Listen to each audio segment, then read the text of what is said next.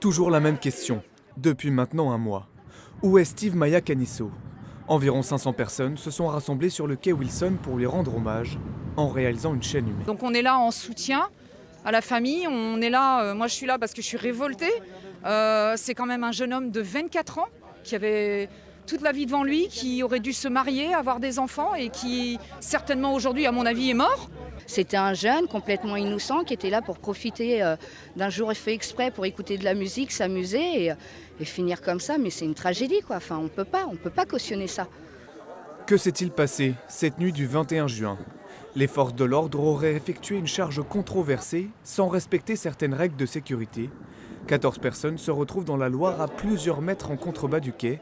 Les proches, à l'origine du rassemblement, exigent que les différentes enquêtes aboutissent et espèrent surtout retrouver leur ami. La seule chose qui compte à l'heure actuelle, c'est de retrouver Steve.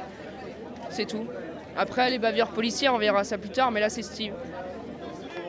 Aujourd'hui, le hashtag Où est Steve est largement repris sur les réseaux sociaux par des citoyens, mais aussi des personnalités politiques comme la députée France Insoumise Clémentine Autain ou des élus locaux. Derrière cette question, les personnes mobilisées s'indignent contre les violences policières. Ce n'est pas la première fois que nous avons des débordements et des drames. Les différentes mobilisations sociales que nous avons pu connaître, notamment lors de la période des Gilets jaunes ou encore de la loi travail, sont venues grossir la liste des blessés et des mutilés.